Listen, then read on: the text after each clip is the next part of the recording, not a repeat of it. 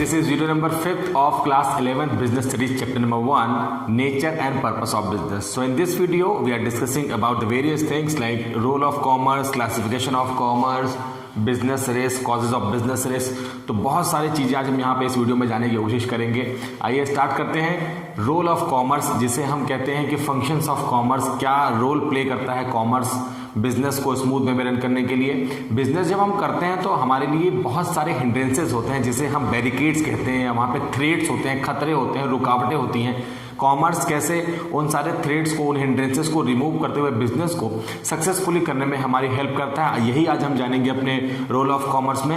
और इसके अलावा जो आप देख रहे हैं क्लासिफिकेशन ऑफ कॉमर्स है, ये प्रीवियस वीडियो में हमने थोड़ा बहुत डिस्कशन कर लिया था और मैंने आपसे कहा था कि इसे हम अभी डिटेल में और पढ़ेंगे, क्योंकि हम कॉमर्स पढ़ रहे हैं तो कॉमर्स से रिलेटेड एक्टिविटीज़ हम बार बार रिपीटेडली अपने सिलेबस में देखते रहेंगे। तो यहाँ पे फिर से एक बार आपके लिए रिकॉल होने जैसा है। तो पहले स्टार्ट करते हैं रोल ऑफ कॉमर्स का। फंक्शंस ऑफ कॉमर्स हम जिसे कहते हैं, और commerce perform the following functions, जिसमें से अगर आप देखेंगे तो मैंने आपसे कहा कि बहुत सारे हिंड्रेंसेस होती हैं। Commerce remove the various hindrances from the business. तो वो हिंड्रेंसेस कौन कौन सी होती हैं ये जान लेते हैं। अगर आप देखेंगे तो यहाँ पे 6 बॉक्सेस आपको दिख रहे हैं, और 6 बॉक्सेस में अगर आप देखेंगे तो मैंने पहले नंबर पर लिखा है पर्सन, और उसके बाद लिखा है trade, place, transport, time, warehouse, exchange, bank, finance, risk, insurance और नॉलेज, एडवर्टीजमेंट। तो यहाँ पर आपको समझना होगा कि जो मैंने ऊपर लिखा हुआ है ये हिंड्रेंस और ये इसका रेमेडी है, ये इसका सोल्यूशन है कि हम इस हिंड्रेंस को कैसे यहाँ पर रिमूव करेंगे। प्लेस को हम रिमूव करेंगे ट्रांसपोर्ट से, टाइम को रिमूव करेंगे वेयर हाउस से। तो ये हैं हिंड्रेंसेस ऑफ कॉमर्स। तो आइए स्टार्ट करते हैं। पहले नंबर पर लिखा हुआ है hindrances of person. Hindrances of person का मतलब होता है कि जिस जगह पे गुड्स की मैन्युफैक्चरिंग हो रही है, सेम प्लेस में हम गुड्स का कंजम्पशन नहीं करते हैं। गुड्स का कंजम्पशन डिफरेंट डिफरेंट प्लेस में डिफरेंट कस्टमर्स होते हैं, स्प्रेड आउट होते हैं कस्टमर ऑल ओवर। अगर हम कंट्री की बात करते हैं तो ऑल ओवर कंट्री होते हैं। अगर हमारा बिजनेस इंटरनेशनल लेवल का है तो ऑल ओवर वर्ल्ड में हमारे कस्टमर्स होते हैं। मैन्युफैक्चरर किसी एक प्लेस में बैठा हुआ है, जबकि कस्टमर स्प्रेड आउट है ऑल ओवर वर्ल्ड में। ऐसे में गुड्स को one place to another place जो है डिस्ट्रीब्यूशन चैनल के थ्रू ही हम पहुंचा सकते हैं, क्योंकि ये बिल्कुल भी पॉसिबल नहीं है कि जो मैन्युफैक्चरर है वो खुद जाकर और कस्टमर के वहां पे गुड्स की सेलिंग करेगा। ये तो पॉसिबल है ही नहीं। ऐसे केस में जहां पर गुड्स का प्रोडक्शन किसी एक पर्टिकुलर प्लेस में होता है, लेकिन कंजम्पशन हमने कहा कि all over country, all over world में कई सारे कस्टमर है, वहां पे गुड्स का कंजम्पशन होता है। ऐसे केस में हम डिस्ट्रीब्यूशन चैनल को फॉलो करते हैं। डिस्ट्रीब्यूशन चैनल को फॉलो करके हम अपने इस गुड्स के प्रोडक्शन से कंजम्पशन के प्रोसेस को ईजी बना लेते हैं। आपने देखा है कि आपके जहाँ पे आपका रेजिडेंस है उसके नियर बाई प्लेस में कई सारी शॉप्स हैं, जहाँ पे आप इजी वे में गुड्स को परचेस कर सकते हैं, अपने डिजायर और वांट्स को सेटिस्फाई कर सकते हैं लेकर वहाँ से गुड्स को। ये कैसे पॉसिबल हो पाया? ये पॉसिबल हो पाया क्योंकि आपके नियर बाई में एक शॉप है जिसे हम रिटेलर कहते हैं। रिटेलर गुड्स परचेस करके लाता है होलसेलर से, और होलसेलर अल्टीमेटली गुड्स को परचेस करता है मैन्युफैक्चरर से। तो ये जो लिंक है आप कस्टमर और मैन्युफैक्चरर के बीच में, इसी हम कहते हैं डिस्ट्रीब्यूशन चेन या इंटरमीडिएटरीज है। ये मिडिल मैन है जो हमारे फ्री फ्लो ऑफ गुड्स को ट्रांसफर करने के लिए फ्रॉम मैन्युफैक्चरर टू कस्टमर हमारी हेल्प करते हैं। तो मैन्युफैक्चरर जो होता है वो एक होता है, जबकि होलसेलर स्प्रेड आउट होते हैं all over country, all over world में, और वो मैन्युफैक्चरर जो है गुड्स होलसेलर को प्रोवाइड करता है। होलसेलर उस गुड्स को स्मॉल क्वांटिटी में रिटेलर को प्रोवाइड करता है। रिटेलर उस गुड्स को कस्टमर तक पहुंचाने का काम करता है। तो ये जो चेन ऑफ कम्युनिकेशन है, जो इंटरमीडिएटरीज वर्क कर रहे हैं, इसे ही हम कहते हैं ट्रेड, जो हमारे गुड्स को सेल और परचेस करने में हमारी हेल्प करते हैं। हिंड्रेंसेस ऑफ पर्सन को दूर करने का काम जो है ट्रेड करता है, और ट्रेड हो जाने से हम अपने इस जो पर्सन्स की प्रॉब्लम है कि हमें कैसे पर्सन अरेंज होंगे, तो वो अरेंजमेंट हमने बना रखा है जिसे हम हिंड्रेंसेस ऑफ पर्सन कहते हैं। ट्रेड के थ्रू हम इस हिंड्रेंस को दूर कर सकते हैं। सेकंड नंबर पर लिखा है प्लेस। अगर मैं पॉइंट नंबर 1 से इसे कोरिलेट करूं, मैंने कहा कि गुड्स का मैन्युफैक्चरिंग एक प्लेस में होता है और डिफरेंट कस्टमर्स कंट्री में या कंट्री के बाहर ऑल ओवर वर्ल्ड में स्प्रेड आउट है। इसका मतलब ये हो गया कि अगर कोई कंट्री के अंदर या कंट्री के बाहर कोई कस्टमर है, out of country international business चल रहा है, तो प्लेस जो है, जो दूरी है कस्टमर और मैन्युफैक्चरर के बीच, ये काफ़ी ज़्यादा है, और इस डिस्टेंस को कवर करने के लिए हम जो हेल्प लेते हैं वो कहलाता है ट्रांसपोर्ट या ट्रांसपोर्टेशन। ट्रांसपोर्टेशन के कई सारे मोड होते हैं, जिसमें से हम अपने डिस्टेंस को क्विक वे में क्लियर वहाँ पर कवर कर सकते हैं। वेरियस मोड्स ऑफ ट्रांसपोर्टेशन होते हैं, और बिजनेस की कन्वीनियंस, बिजनेस के साइज, बिजनेस के नेचर, सिचुएशन के बेसिस पे हम वहाँ पर ट्रांसपोर्ट का मोड सेलेक्ट करते हैं, जो हमारे पॉइंट ऑफ व्यू से बेस्ट होता है उस मोड को हम सेलेक्ट करते हैं, और हिंड्रेंसेस ऑफ प्लेस को ट्रांसपोर्ट यूज करके हम उसे वहां पर रिमूव कर सकते हैं। गुड्स ट्रांसपोर्ट के थ्रू मैन्युफैक्चरर से जो कंज्यूमर है उसके पास तक पहुंच जाता है बहुत ही स्मूथ टर्म में। तो हिंड्रेंसेस ऑफ प्लेस को हम ट्रांसपोर्ट को यूज करके दूर कर सकते हैं। थर्ड आप देख रहे हैं टाइम। टाइम हिंड्रेंस का मतलब होता है कि गुड्स जिस टाइम पे मैन्युफैक्चर्ड होता है उस टाइम सेम टाइम पे गुड्स का कंजम्पशन पॉसिबल नहीं है। इसके अलावा बहुत सारे गुड्स ऐसे होते हैं जो सीजनल होते हैं। हम अगर अपने एग्रीकल्चर की बात करते हैं तो बहुत सारी क्रॉप्स होती हैं, जैसे कि पल्सेस होती हैं, राइस होता है, इसके अलावा टोमेटो होता है, पोटैटो होता है, अनियन होता है। ये सारे ऐसे प्रोडक्ट हैं जिनका मैन्युफैक्चरिंग या प्रोडक्शन किसी एक पर्टिकुलर सीजन में होता है, लेकिन आप लोगों ने भी यूज़ किया और हम भी यूज़ करते हैं, बहुत सारे कस्टमर यूज़ करते हैं, होल ऑफ ईयर उसकी डिमांड लगातार बनी रहती है।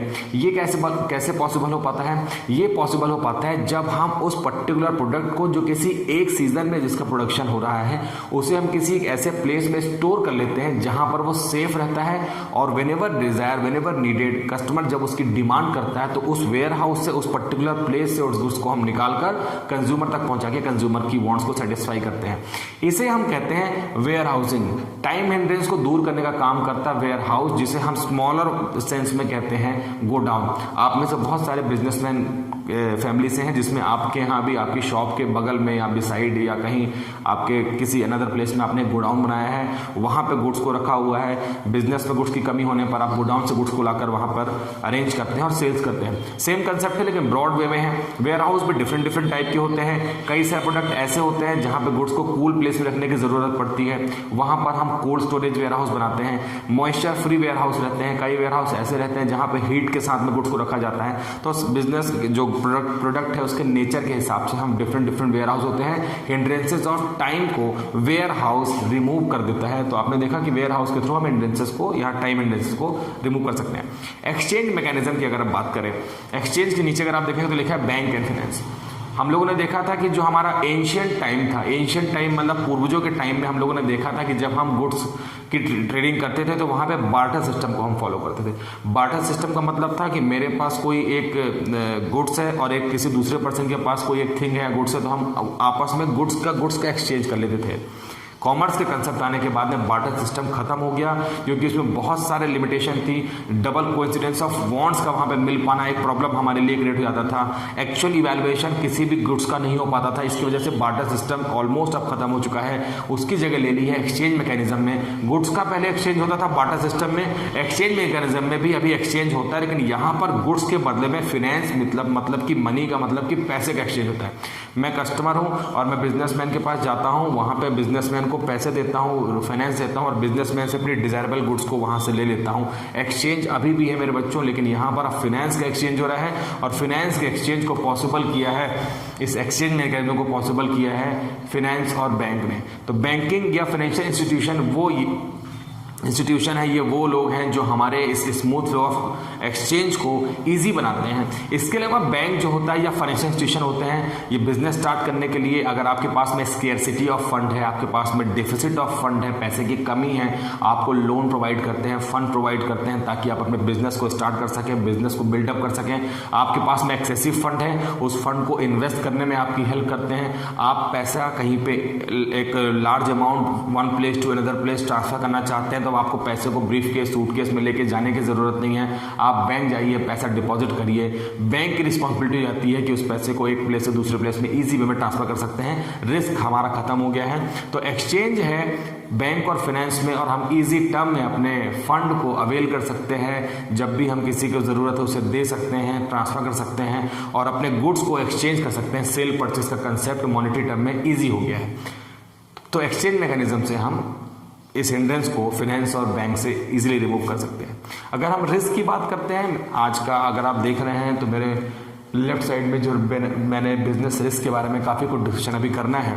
अगर हम रिस्क की बात करते हैं तो बिजनेस में रिस्क एक ऐसा एलिमेंट है जो आपके चाहते और आपके ना चाहते हुए बिजनेस में वो रिस्क रहता ही रहता है। मैंने प्रीवियस वीडियो में भी आपसे कहा है बिजनेस रिस्क एक ऐसा एलिमेंट है जिसे हम बिजनेस से कभी भी एलिमिनेट नहीं कर सकते हैं। बिजनेस रिस्क आपके चाहते ना चाहते बिजनेस में रहेगा, हम इसे एलिमिनेट नहीं कर सकते हैं, लेकिन बिजनेस रिस्क को हम अगर इंश्योरेंस कराते हैं, इंश्योरेंस के थ्रू हम इस रिस्क को मिनिमाइज कर सकते हैं।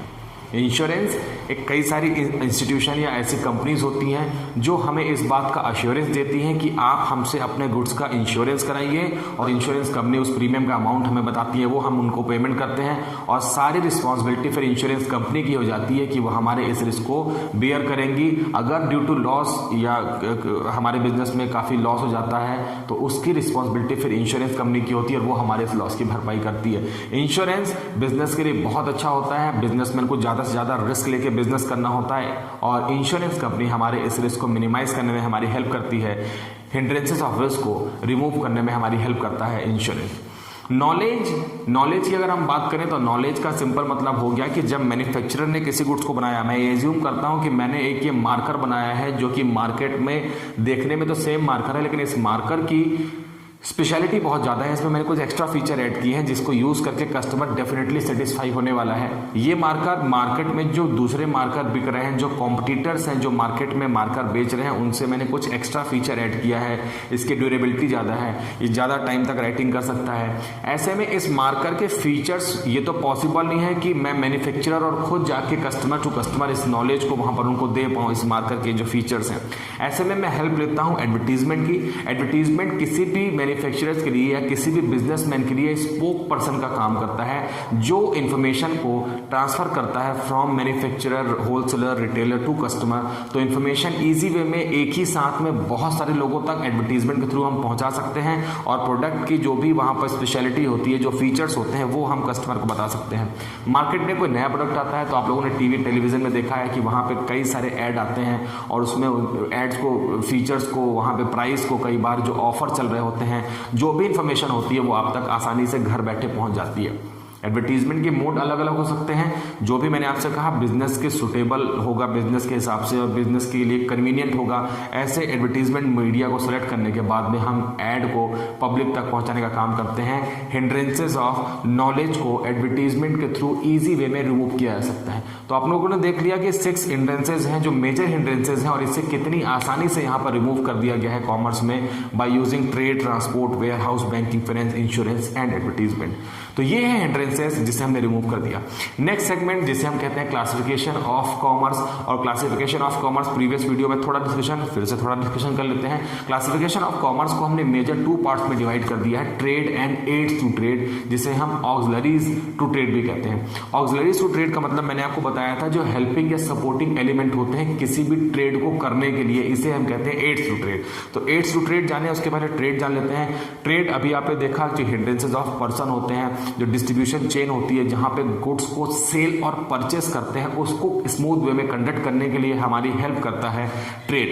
ट्रेड का सिंपल मतलब होता है buying and selling of goods and services. जब हम किसी भी गुड्स को या तो परचेस करते हैं या सेल्स करते हैं तो ये ट्रांसमिशन हो रहा है, एक्सचेंज मैकेनिज्म है, और ये मैंने आपसे कहा कि ये पॉसिबल हो पाया है वेरियस इंटरमीडिएटरीज, जिसे हम डिस्ट्रीब्यूशन चेन कहते हैं, उनके अपॉइंट होने के बाद में ये पॉसिबल हो पाया है। तो यहाँ पर जो ट्रेड हो रहा है इसे ही हम कहते हैं trade, sale and purchase of goods and services. Goods and services भी मैंने आपसे बताया था कि अगर मैं आपको अभी यहाँ पर सर्विस प्रोवाइड कर रहा हूँ जो कि इंटेंजिबल होती है, लेकिन अगर मैं आपको ये मार्कर की सेलिंग करने लगूँ तो ये टेंजिबल थिंग है, इसे मैं गुड्स बोलूँगा। तो बिजनेस गुड्स और सर्विसेज दोनों का होता है, ये भी हमने प्रीवियस वीडियो में डिस्कशन किया है। मैं बार बार आपसे प्रीवियस वीडियो का यहाँ पर इसलिए यहाँ पे डिस्कशन करता हूँ क्योंकि अगर आपने प्रीवियस वीडियो नहीं देखा है, आप उसे देख लेंगे तो इस वीडियो को समझना आपके लिए और भी ज़्यादा ईजी हो जाएगा। ट्रेड जिसे हमने 2 मेजर पार्ट्स में डिवाइड किया है, इंटरनल ट्रेड, दूसरा है इंटरनेशनल ट्रेड या एक्सटर्नल ट्रेड। इंटरनल ट्रेड जिसे हम डोमेस्टिक ट्रेड भी कहते हैं, एक ऐसा ट्रेड जो किसी भी कंट्री के ज्योग्राफिकल बाउंड्री के अंदर किया जाता है। With in the geographical boundary of country जो बिजनेस किया जाता है, जो ट्रेड होता है, उसे ही हम कहते हैं इंटरनल ट्रेड। इंटरनल ट्रेड में हम ये मानते हैं कि अगर हम इंडिया का एग्जाम्पल लेते हैं तो from Mumbai to Calcutta, from Calcutta to Chennai या बेंगलुरु टू दिल्ली, अगर हम किसी गुड्स को, मतलब कि विद इन स्टेट अगर हम गुड्स का वहाँ पर सेल परचेस करते हैं, गुड्स की ट्रांजेक्शन करते हैं, तो वो हमारे लिए कहलाता है इंटरनल या डोमेस्टिक ट्रेड। इसको हमने 2 पार्ट्स में डिवाइड किया है, होलसेल और रिटेल ट्रेड। अभी मैंने आपसे कहा कि होलसेल ट्रेड वो ट्रेड जो गुड्स को मैन्युफैक्चरर से, होलसेल जो होता है, होलसेलर जो होता है, गुड्स को बल्क क्वांटिटी में डायरेक्टली परचेस करता है मैन्युफैक्चरर से, क्योंकि कस्टमर डायरेक्ट मैन्युफैक्चरर तक पहुंच पाएगा इस बात की पॉसिबिलिटी बहुत कम है। होलसेलर जो होता है वो मैन्युफैक्चरर के पास जाके वहां से गुड्स को बल्क में परचेस कर लेता है और फिर डिस्ट्रीब्यूशन डिस्ट्रीब्यूशन चैनल को फॉलो करते हुए अल्टीमेटली गुड्स कस्टमर तक पहुंच जाता है। होलसेलर, तो ये है होलसेलर जिसने गुड्स को लार्ज क्वांटिटी में परचेस किया है। रिटेलर को देख लेते हैं, फिर मैं दोनों में आपको छोटा सा डिफरेंस बताऊंगा। रिटेलर जिसका डायरेक्ट रिलेशन होता है होलसेलर और कस्टमर से, तो होलसेलर और कस्टमर के बीच की जो लिंक है उसे हम रिटेलर कहते हैं। रिटेलर का डायरेक्ट रिलेशन कस्टमर से होता है और रिटेलर का डायरेक्ट रिलेशन कस्टमर से होता है और रिटेलर का डायरेक्ट रिलेशन होलसेलर से भी होता है। तो होलसेलर से गुड्स को स्मॉल क्वांटिटी में परचेस करने के बाद में रिटेलर अपनी शॉप में रखता है और उसके बाद रिटेलर को प्रोवाइड करता है। रिटेलर जो कई सारे होलसेलर के कांटेक्ट में आने के बाद में गुड्स को एक्वायर करता है और गुड्स को वहां पर स्मॉल क्वांटिटी में एक्वायर करने के बाद में वो कई सारे होलसेलर से मिलता है और गुड्स को अपने शॉप में ला के रखता है। इसका मतलब ये हो गया कि रिटेलर वो है जिसके पास में वेराइटी ऑफ प्रोडक्ट आपको देखने को मिलती है, लेकिन वहां पे क्वांटिटी जो होती है वो कम होती है। लेकिन मैंने आपसे कहा कि होलसेलर जो होता है वो लार्ज क्वांटिटी रखता है, लेकिन उसके पास में वैरायटी कम होती है। वो कुछ गिने चुने चीज़ों का ही वहाँ पर बिजनेस करता है, लेकिन ऐसे बहुत सारे होलसेलर होते हैं और रिटेलर बहुत सारे होलसेलर से गुड्स को लाकर अपने बिजनेस में रखता है और उसके बाद में उसे सेल्स करता है कस्टमर को। तो रिटेलर होलसेलर में फ़र्क ये है कि होलसेलर वो जिसके पास में क्वान्टिटी बहुत ज़्यादा है किसी भी गुड्स की, लेकिन उसके पास में वैरायटी कम है। रिटेलर वो जिसके पास में वैरायटी ज़्यादा है लेकिन पर्टिकुलर गुड्स की क्वांटिटी कम है। ये मैनेजमेंट ही कहलाता है डिस्ट्रीब्यूशन चेन, जो कस्टमर तक गुड्स को पहुंचाने में हेल्प करते हैं। तो ये कहलाता है होलसेल और रिटेल ट्रेड। मैं यहाँ पर होलसेल रिटेल ट्रेड के बारे में ज़्यादा डिस्कशन इसलिए नहीं कर रहा हूँ कि अपकमिंग चैप्टर में हमें कंप्लीट डिस्कशन इनके बारे में और भी हमें डिस्कशन करना है। तो यहाँ पर आपको सिर्फ मतलब जान लेना है रिटेल और होलसेल ट्रेड का। एक्सटर्नल ट्रेड की बात करें तो यहाँ पर 3 टाइप से हमने एक्सटर्नल ट्रेड को डिवाइड किया है। इंटरनेशनल ट्रेड, जो ट्रेड किसी भी ज्योग्राफिकल बाउंड्री ऑफ कंट्री के बाहर ट्रेड होते हैं। अगर हम इंडिया का एग्जांपल लें तो जो ट्रेड इंडिया के बाहर किसी अनदर कंट्री के साथ में होगा उसे हम इंटरनेशनल ट्रेड कहते हैं। इन्वॉल्वमेंट ऑफ 2 कंट्रीज रिक्वायर्ड, कम से कम 2 कंट्री का इन्वॉल्वमेंट यहाँ पर रिक्वायर्ड है। अगर मैं एग्जाम्पल लेता हूँ कि मैं अमेरिका से किसी गुड्स को परचेस करता हूं और या मैं किसी गुड्स को सेल करता हूं जापान को, तो यहाँ पे इन्वॉल्वमेंट 2 कंट्रीज का, इसे ही हम कहते हैं इंटरनेशनल ट्रेड या एक्सटर्नल ट्रेड। 3 पार्ट है। एक्सपोर्ट का क्या मतलब होता है जानते हैं, जब हम किसी भी गुड्स को अपने ही कंट्री में सेल करते हैं। मैंने आपसे कहा कि अगर मैं कैलकाटा टू मुंबई किसी गुड्स को सेल करता हूं तो ये सेल जो हुआ है ये हमारे ही कंट्री के अंदर हुआ है, with in the geographical boundary of country हुआ है, इसे हम सेल्स का नाम देते हैं। लेकिन जब यही सेल्स कंट्री से बाहर किसी अनदर कंट्री में होता है तो उसे हम सेल्स ना बोल के एक्सपोर्ट बोलते हैं। तो एक्सपोर्ट का मतलब हो गया सेल्स जो डोमेस्टिक पर्पज से था, लेकिन जब इंटरनेशनल पर्पज से होता है तो उसे हम नाम देते हैं एक्सपोर्ट का। ठीक वैसे ही इंपोर्ट है, जब हम किसी कंट्री से गुड्स को अपनी कंट्री में मंगाते हैं तो उसे हम इंपोर्ट कहते हैं। इंपोर्ट में भी ठीक वैसा ही आप समझ सकते हैं कि जैसे गुड्स को हमने अपने कंट्री में परचेस किया था अनदर प्लेस से, लेकिन हम किसी दूसरी कंट्री से जब गुड्स को परचेस करते हैं अपनी कंट्री में तो उसे हम एक्सपोर्ट, उसे हम इंपोर्ट कहते हैं। एक तीसरा है इंटरपोर्ट। इंटरपोर्ट का मतलब होता है कि जब गुड्स हम किसी अनदर कंट्री से परचेस करते हैं, जिसे हम इंपोर्ट कहते हैं, क्योंकि हम बिजनेस कर रहे हैं, उसमें हम प्रॉफिट एलिमेंट या हम उसमें कुछ सर्टेन पोर्शन ऐड करते हैं और इस गुड्स को वापस हम किसी दूसरी कंट्री को एक्सपोर्ट कर देते हैं। तो इंटरपोर्ट में इन्वॉल्वमेंट ऑफ जो कंट्रीज हैं वो एटलीस्ट 3 कंट्री रिक्वायर्ड होती हैं। फर्स्ट कंट्री जिससे हम गुड्स को इंपोर्ट करते हैं, अपनी कंट्री, ये दूसरी कंट्री जिसमें हमने गुड्स को इंपोर्ट किया है और इस कंट्री से गुड्स को हम किसी अनदर कंट्री को एक्सपोर्ट कर देंगे, इसे हम कहते हैं इंटरपोर्ट। तो 3 या 3 से ज्यादा कंट्री का इन्वॉल्वमेंट यहाँ पे रिक्वायर्ड है, ये कहलाता है इंटरपोर्ट। इसे भी हम अपने अपकमिंग वीडियो में और डिटेल में डिस्कशन करने वाले हैं। एड्स टू ट्रेड की बात कर लेते हैं, जिसे मैंने कहा कि सपोर्टिंग एलिमेंट या ऑक्सिलरीज टू ट्रेड होते हैं और ये वो हैं जिनके बिना इस नेशनल इंटरनेशनल ट्रेड को कर पाना इम्पॉसिबल होता है, इसकी एग्जिस्टेंस वहाँ पे रिक्वायर्ड होती ही होती है। तो अगर आप देखेंगे तो यहाँ पर एड्स टू ट्रेड में मैंने कई सारे पॉइंट लिखे हैं जो बिल्कुल आपके ये बॉक्सेस में जो हिंड्रेंसेस थे उनसे यहाँ पर मैच करते हुए हैं। ट्रांसपोर्ट या कम्युनिकेशन का मतलब मैंने आपको बता दिया।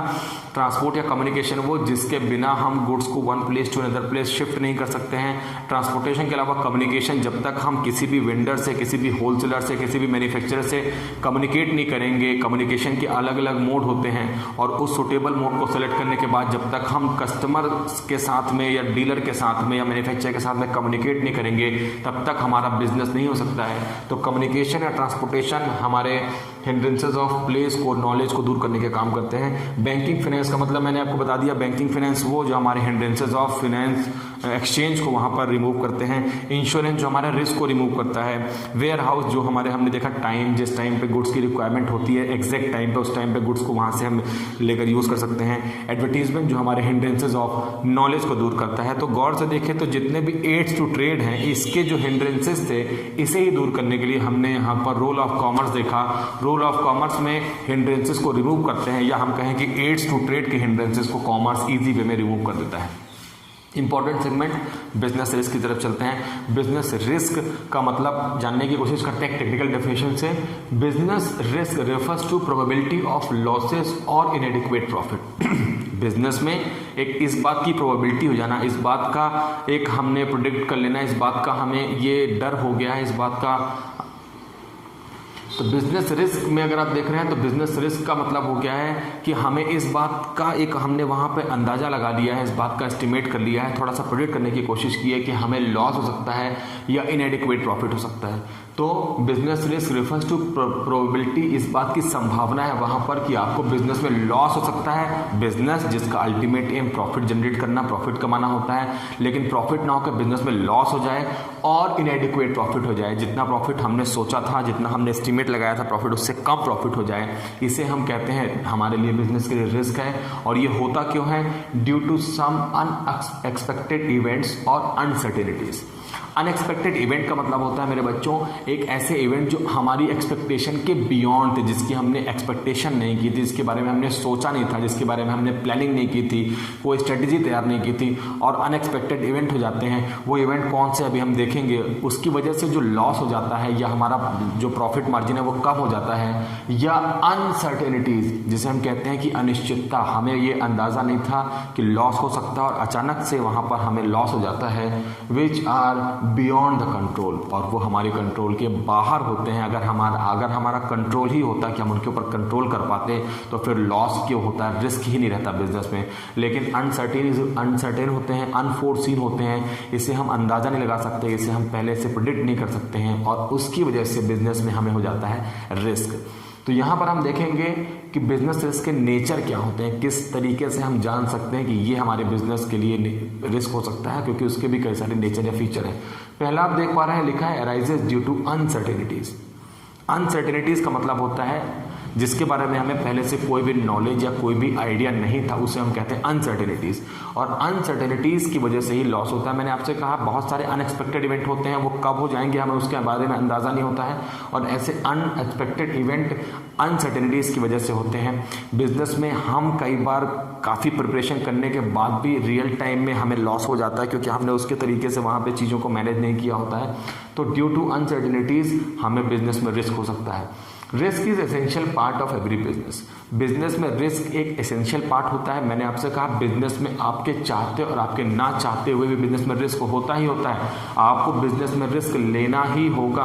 अगर मैं एग्जांपल लेता हूं कि मैंने अभी थोड़ा देर पहले आपसे यहाँ पे एडवर्टीजमेंट पॉइंट में बताया कि मैंने एक नए टाइप का मार्कर बनाया है। अब इस नए टाइप के मार्कर को बनाने का रिस्क आप समझिए कि ये मार्केट में ये मार्कर मेरा कस्टमर इसे पसंद करेंगे, इसे लाइक करेंगे, ये मेरे लिए रिस्क है, क्योंकि इस मार्कर को बनाने में जो भी वहाँ पे फाइनेंस, जो भी कॉस्ट, जो भी प्रोसेस था वो मैंने लगा दिया है, यहाँ पे खर्च कर दिया है इस एक्सपेक्टेशन से कि कस्टमर इसे पसंद करेंगे।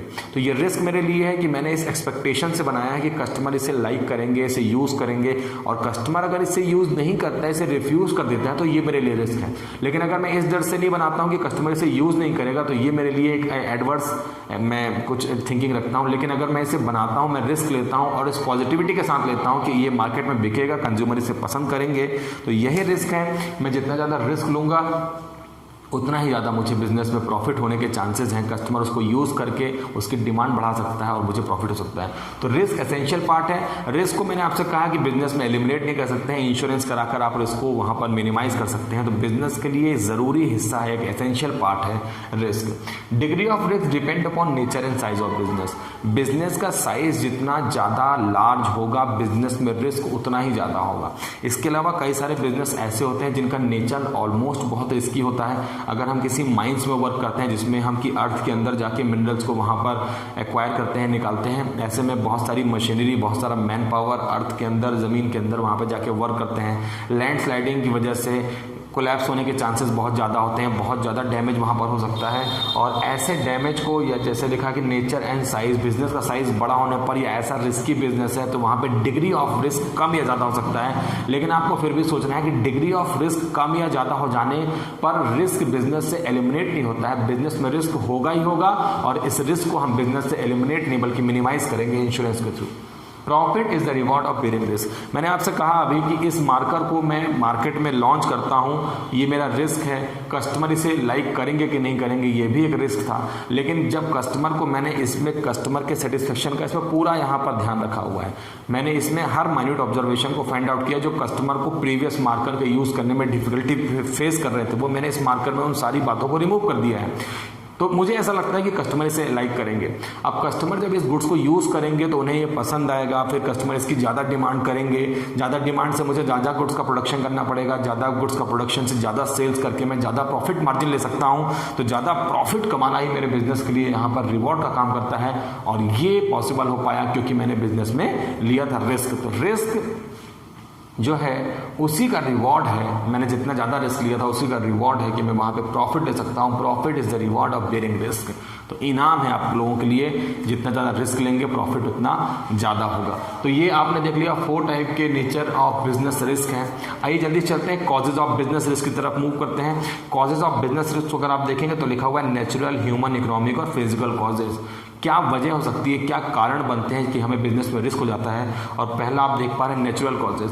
नेचुरल कॉजेज एक ऐसा कॉज है जिसकी वजह से रिस्क का, जिसके ऊपर किसी का भी कंट्रोल नहीं होता है। नेचर के ऊपर कोई नहीं होता है मेरे बच्चों। नेचर में अगर कोई वहाँ पर एबनॉर्मलिटी आती है उसका इम्पैक्ट बिजनेस के ऊपर, ह्यूमन बीइंग के ऊपर ज़रूर पड़ता है। और यहाँ पर अगर आप देखेंगे तो लिखा हुआ है natural calamities, earthquake, flood, drought है। आप कितनी भी प्रिपरेशन कर लें, अगर सुनामी आई है तो हमारा बहुत सारा वहाँ पे डिस्ट्रॉयड हो जाता है। हम प्रिपरेशन भी कर लेते हैं, लेकिन सुनामी एग्जैक्ट किस टाइम में आएगी, अर्थक्वेक किस टाइम में आएगा, फ्लड किस टाइम में आएगा, ड्रॉट मतलब कि सूखा, जब बारिश कम होती है, ये किस टाइम पे होगी, अनएक्सपेक्टेड होते हैं और ये बिजनेस के लिए हैवी लॉस का रीज़न बन जाते हैं। तो नेचुरल कॉजेज कहलाते हैं। ह्यूमन कॉजेज, हम ह्यूमन रिसोर्सेज की बात करते हैं। हमने कहा था हम various types of resources use करते हैं। वो फिजिकल रिसोर्सेज होते हैं, फाइनेंशियल रिसोर्सेज होते हैं, नेचुरल रिसोर्सेज होते हैं और लास्ट होते हैं ह्यूमन रिसोर्सेज। ह्यूमन रिसोर्सेज किसी भी बिजनेस के लिए यूनिक रिसोर्सेज होते हैं जो बिजनेस टू बिजनेस डिफर करते हैं। बाकी 3 रिसोर्सेज हैं वो सेम बिजनेस, हमारे बिजनेस में जो है वो हमारे कॉम्पिटिटर के बिजनेस में भी हो सकते हैं, क्योंकि रिसोर्सेज तो अलग अलग प्लेस में है लेकिन उनका जो नेचर है वो सेम है। लेकिन ह्यूमन रिसोर्सेज एक यूनिक एलिमेंट है जो सिर्फ वन टाइम में वन प्लेस में ही हो सकता है। ह्यूमन रिसोर्सेज का जो बिहेवियर है वो टोटली इन्फ्लुएंस अपने बिहेवियर से लोगों को करते हैं, और पर्सन टू पर्सन यहाँ पे बिहेवियर डिफर करता है। कई सारे ह्यूमन बीइंग अपने पर्सनल बेनिफिट के लिए जिस ऑर्गेनाइजेशन में वो वर्क कर रहे होते हैं उसके सामने फ्रॉड कर देते हैं, डिसऑनेस्टी वहाँ पर दिखा देते हैं, स्ट्राइक कर देते हैं। वर्कर्स को लगता है कि they are under paid and overburden. Workers को ये लगता है कई बार कि उन्हें सैलरी कम मिल रही है, वेजेस कम मिल रही है, लेकिन उनसे ज़्यादा काम लिया जा रहा है। जितना ज़्यादा काम वो करते हैं उसके हिसाब से उनका रेम्यूनरेशन वहाँ पर कम है। लेकिन वहाँ पर मैनेजमेंट को लगता है, एम्प्लॉयर को लगता है कि they are nothing for good. Management सोचता है कि वर्कर बस कुछ नहीं करे, उसके लिए इनको पैसा दे दो, ये बस अच्छे हैं, तो नथिंग फॉर गुड हैं। और ये जो कॉन्ट्रडिक्शन क्रिएट हुआ है between employer and employee, organisation के मालिक और वर्कर्स के बीच में, ये कॉन्ट्रडिक्शन स्ट्राइक की वजह बन जाती है। वर्कर्स अपनी डिमांड को पूरा करने के लिए स्ट्राइक कर देते हैं। स्ट्राइक होने से बिजनेस का प्रोडक्शन ऑलमोस्ट वहाँ पर कुछ दिनों के लिए पॉज हो जाता है, जब तक कि उनके बीच में म्यूचुअल अंडरस्टैंडिंग फिर से डेवलप नहीं हो पाती है। और स्ट्राइक हमारे बिजनेस के लिए कॉज बन सकता है रिस्क का। Miss handling and wastage of resources जो हैं या जो इक्विपमेंट है वो बहुत सोफिस्टिकेटेड है। कॉस्टली मशीनरी के साथ में हम गुड्स का प्रोडक्शन करते हैं। वर्कर कई बार अपने बिहेवियर की वजह से उसे मिसयूज़ करते हैं। रिसोर्सेज को जितना रिक्वायर्ड था उससे ज़्यादा रिसोर्सेज का यूज़ कर लेते हैं। जो मशीनरी है उसको सही तरीके से उसका केयर टेक नहीं करते हैं और वहाँ पर मिस हैंडल करते हैं। चीज़ें टूट फूट जाती हैं, मशीनरी में डैमेज हो जाता है और ये बिजनेस के लिए रिस्क का वहाँ पर वजह बन सकता है। इकोनॉमिक रिस्क की बात करें, जो कि अभी हमारे लिए राइट टाइम है बिजनेस रिस्क को समझने के लिए। मैंने आपसे कहा कि अभी ड्यू टू कोविड-19 बहुत सारे ऐसी कंट्रीज़ हैं, इवन इंडिया भी ऐसी कंट्री है जिसकी इकोनॉमिक कंडीशन अभी बहुत एडवर्स चल रही है, बहुत डाउनफॉल में चल रही है। और ऐसे ही कॉज को हम कहते हैं इकोनॉमिक कॉजेज, जिसमें लिखा है change in market condition. Market condition आज की डेट में बहुत सारी कंट्री की जो है डिप्रेशन या रिसेशन पीरियड में चल रही है। इसके अलावा अगर आप देखते हैं change in demand and fashion and taste, consumer का डिमांड चेंज हो गया है, कंज्यूमर किसी दूसरे चीज़ की डिमांड करने लगे हैं, उनकी डिज़ायर और वांट्स चेंज हो गई है, कंज्यूमर का टेस्ट प्रेफरेंस चेंज हो गया है, कॉम्पिटिटर की पॉलिसी चेंज हो गई है, जो हमारे गवर्नमेंट की पॉलिसीज थी, टैक्स रेट था, जो भी वहाँ पे रूल्स रेगुलेशन थे उसमें कुछ चेंज आ गया है, पॉलिटिकल पार्टीज़ का चेंज हो गया है। ये सारे इकोनॉमिक कॉजेज बनते हैं जिसकी वजह से बिजनेस में हमें रिस्क हो सकता है। और लास्ट है फिजिकल कॉजेज, जो होता है टेक्निकल या मैकेनिकल चेंजेस की वजह से। जिस टेक्निकल या मैकेनिकल चेंजेस की वजह से बिजनेस में जो मशीनरी है जिसका फिजिकल एग्जिस्टेंस है उसे हमें रिप्लेस या रिमूव करना पड़ सकता है। बिजनेस में जो हमारे पास में सोफिस्टिकेटेड मशीनरी होती है, कई बार मार्केट में उससे ज़्यादा अच्छी क्वालिटी की मशीनरी आ जाती है और ऐसे केस में हमें इस मशीनरी को रिमूव करना पड़ता है। कुछ दिनों पहले ही मैंने उस मशीनरी को लाके लगाया था और उसके बाद में मार्केट में नई टेक्नोलॉजी आने की वजह से मुझे अब इस मशीनरी में जो मैंने एक्सपेंडिचर किए थे, जो यहाँ पर फिनेंस इसमें लगाया था, वो मेरे लिए अब स्क्रैप के बराबर है। क्योंकि नई मशीनरी अगर मैं नहीं परचेस करता हूँ तो लॉन्गर टाइम तक बिजनेस में नहीं बने रह पाऊँगा, क्योंकि मुझे टाइम के साथ चलना है, पैरेलल वे में टेक्नोलॉजी अपग्रेड करते रहना है। अगर मैं ऐसा करता हूँ तो ठीक, नहीं करता तो वो मेरे बिजनेस के लिए रिस्क बन सकता है। तो इस वीडियो में आप लोगों ने देख लिया है, वीडियो थोड़ा सा लंबा हो गया क्योंकि यहाँ पर कई सारे एलिमेंट हम लोगों ने आज यहाँ पे फैक्टर्स को यहाँ पर समझा है। तो ये ऑलमोस्ट हमारा चैप्टर नंबर 1 है। चैप्टर नंबर 1 में कुछ बचे हुए अगर कुछ हमारे पास टॉपिक होंगे तो उस टॉपिक को लेकर फिर मिलते हैं। इस वीडियो में फिलहाल इतना ही रखते हैं। रिपीटेडली अगर आप वीडियो देखते हैं तो आपको वीडियो समझ में आएगा, तो देखते रहिए। And thank you, wish you all the very best.